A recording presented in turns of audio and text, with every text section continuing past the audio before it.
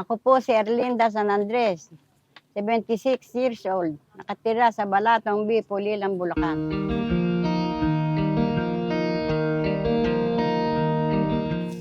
Nung bata pa ako, natutunan ko sa ina ko. Nakukumbida kami sa mga pagsusuman, sa mga handaan, lalo na sa mga nagpipiestahan, kasalan, binyagan.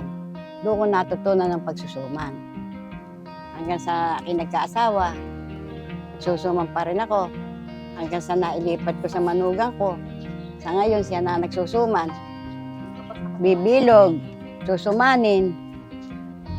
Pagkasuman, bibiluti ng anim, babaluti ng anim, tatalian. Hanggang sa matapos sila.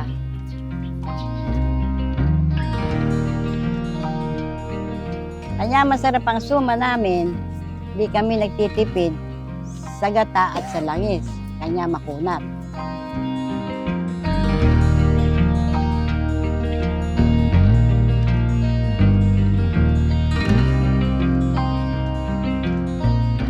Ako po si Yolanda G. San Andres, na ikalawang henerasyon na magsusuman sa aming pamilya. Ang pagsusuman po ay natutunan ko lang po na napapanood noong araw sa matatanda sa aking mga magulang, biyanan. Tinaray ko po na gawin pagka may okasyon, mga binyag, piyesta. Ayan, hanggang sa natuto ko. Dito po kami kumukuha ng aming panggastos, baon ng mga anak ko sa araw-araw.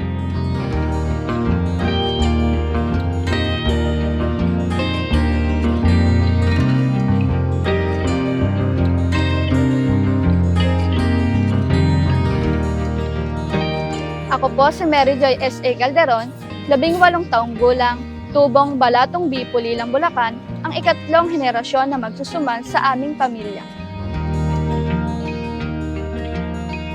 Ako po ay tinuruan ng aking pamilya na paggawa ng sumambulagta nung ako po'y high school pa. Hindi ako nagdalawang isip sa bagay na ito dahil gusto kong ipagpatuloy ang kultura ng pagsusuma ng aming pamilya.